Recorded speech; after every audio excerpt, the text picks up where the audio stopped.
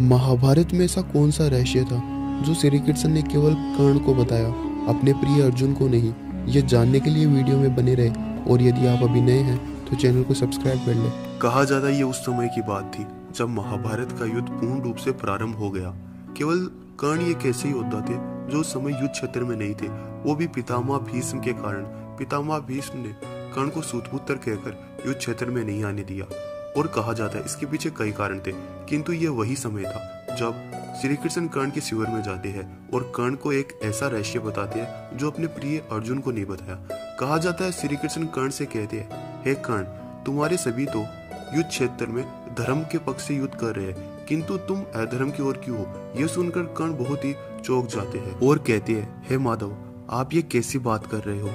तब श्री कृष्ण कहते हैं, हे कर्ण, मैं आज तुम्हें उस सत्य से अवगत करा रहा हूँ जिसे तुम्हें जानना आवश्यक है। तुम कोई राधे नहीं हो, ना ही तुम कोई सूत पुत्र हो।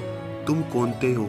तुम माता कुंती के ज्येष्ठ पुत्र हो। यह सुनकर कर्ण श्री कृष्ण से कहता है, माधव, ऐसा झूठ क्यों बोल रहे हो? अपितु आप चाहते हैं मैं आपकी ओर से युद्ध करूं, उन पांडवों की ओर से युद्ध करूं, किंतु ऐसा नहीं हो सकता। माधव, कह दीजिए ये असत्य है। तब श्री कृष्ण कहते हैं, नहीं कर्ण, ये सत्य है, तुम पांडवों के ज्येष्ठ भ्राता हो। तब कर्ण बहुत ही ज्यादा पीड़ा को महसूस करते हैं और टूट जाते हैं। यह सब देखने के बाद श्री कृष्ण कहते हैं, यदि कर्ण तुम्हें मेरी बात पर विश्वास नहीं होता तो तुम उस माता से पूछ सकते हो जिसने तुम्हें जन्म दिया है। तब कर्ण कहता है, यदि माधव यह सब सत्य है तो मैं आपकी बात पर यकीन करता हूँ, किंतु आपको मुझे एक वचन देना होगा कि आप यह बात कदापि पांडवों को नहीं कहेंगे। तब श्री कृष्ण कहता है, यदि पांडवों को इस बात का पता चलेगा तो वह तुम्हें स्वयं अपना ज्येष्ठ भ्राता मानेंगे और तुम्हें स्वयं हस्तिनापुर का सिंहासन दे देंगे। कर्ण, तुम चाहते हो तो पांडवों की ओर से युद्ध कर सकते हो। तब कर्ण कहते हैं, नहीं माधव, ये नहीं कर सकता।